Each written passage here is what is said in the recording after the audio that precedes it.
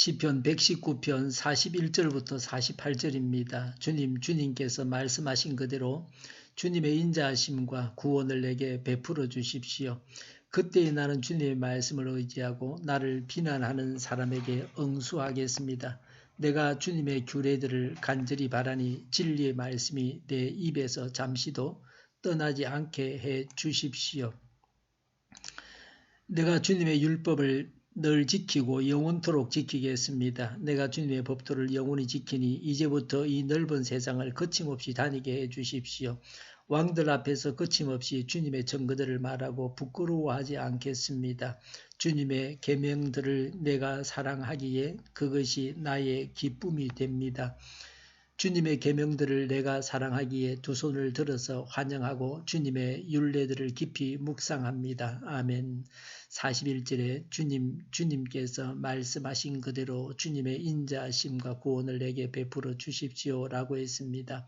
하나님의 말씀에 근거해서 구하고 있습니다. 하나님의 뜻대로 구하고 하나님의 말씀의 약속을 붙잡고 기도해야 합니다. 하나님께서 사랑해 주시고 구원해 주십사고 구합니다. 어떤 처지에서도 이대로 기도하는 것이 좋습니다. 하나님께서 사랑하시고 구원해 주셔서 우리가 살아가고 있습니다.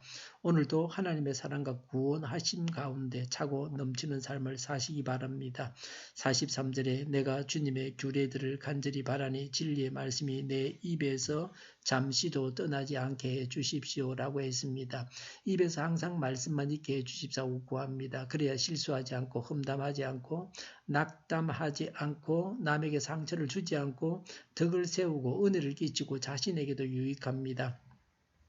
공연한 말, 한담 등은 좋지 않습니다. 쓸데없는 말들을 하지 말아야 합니다. 꼭 해야 할 말들만 해야 합니다. 45절에 이제부터 이 넓은 세상을 거침없이 다니게 해 주십시오라고 했습니다. 진리가 자유하게 합니다. 말씀을 지키는 자는 만사 형통합니다. 넓은 세상을 거침없이 다니는 것이 행복입니다. 우리 모두가 이런 복을 받아야 되겠습니다. 요새는 은퇴하고 다른 나라에 가서 다시 생활을 시작하는 분들이 있습니다. 자신의 기술과 학식을 가난한 나라에 가서 사용하는 것입니다. 우리의 삶의 영역이 넓어졌습니다. 이렇게 하면서 선교하는 것입니다. 남과 북이 인접해 있으며 본래는 한 나라인데 서로 왕래할 수 없습니다. 이것이 우리가 당하고 있는 불행입니다. 이런 고통이 죄로 인해서 온 것입니다. 바울은 로마 시민권을 가지고 넓은 세상을 다니면서 복음을 전했습니다. 오늘날은 강한 자는 테러를 당하게 됩니다. 미국 시민권을 가지고 있으면 회교권에서 테러의 대상입니다. 미국 시민권을 가지고 넓은 세상을 거침없이 다닐 수 없습니다. 강해도 약한 자로부터 손가락질을 당하고 미움을 사지 않도록 해야 합니다. 성경 말씀을 따라서 강한 자는 약한 자를 돌봐야 합니다. 그러면 하나님도 복을 주시고 약한 자로부터 테러 당할 위험이 없습니다. 42절에 그때에 나는 주님의 말씀을 의지하고 나를 비난하는 사람에게 응수하겠습니다 라고 했습니다. 시인은 자신을 비난하는 자에게 하나님 말씀으로 응수하겠다고 합니다. 사람의 말보다는 하나님의 말씀으로 응수해야 합니다. 언제나 말씀만을 말해야 합니다. 44절에 내가 주님의 율법을 늘 지키고 영원토록 지키겠습니다 라고 했습니다. 언제나 하나님의 말씀대로 살겠다고 말합니다. 45절에 내가 주님의 법도를 열심히 지키니 라고 했습니다.